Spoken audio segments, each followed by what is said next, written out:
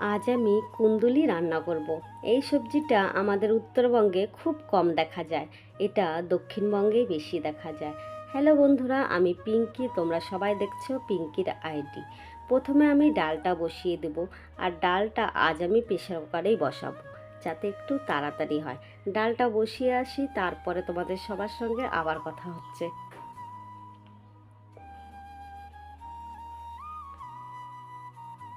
এই সবজিটাকে আমরা নেনুয়া বলে থাকি, তোমরা কি বলো জানি না। এটা আমি এখন ডালে দেবো।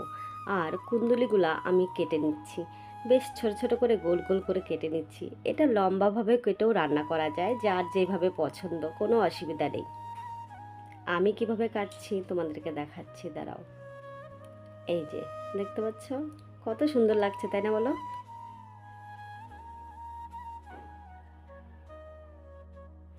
প্রথমে কড়াইতে তেল দিয়ে তেলটা গরম হয়ে যাওয়ার পর জিরা ফোড়ন দিয়ে দিলাম। তারপরে পেঁয়াজ আর টমেটো আমি কেটে রেখেছিলাম, ওগুলো দিয়ে দিলাম।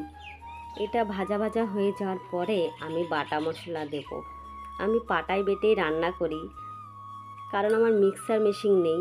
আর পাটায় বেটে রান্না করলে বেশ অনেকটাই টেস্টি হয় খাবার। আমি এখানে কাঁচা লঙ্কা, আদা, জিরা আর রসুন দিয়েছি। একটু জল দিয়ে দিলাম।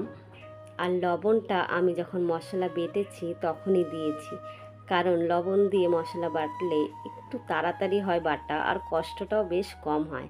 একটু হলুদ দিয়ে দিলাম, তারপর মশলাটা বেশ একটু কষিয়ে নেব। মশলাটা বেশ আমার কষানোর দিকে, মশলাটা কষানো হয়ে যাওয়ার পরে আমি কুন্দুলিগুলা দিয়ে দেবো। কুন্দুলি দেওয়ার পরে নাড়াচাড়া করে ঢেকে দিতে হবে। এটা আস্তে আস্তে রান্না করতে হবে, কারণ কুন্দুলিটা রান্না করতে বেশ সময় লাগবে।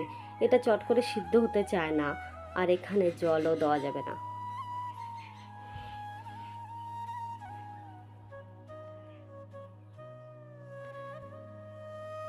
রান্না প্রায় আমার শেষ।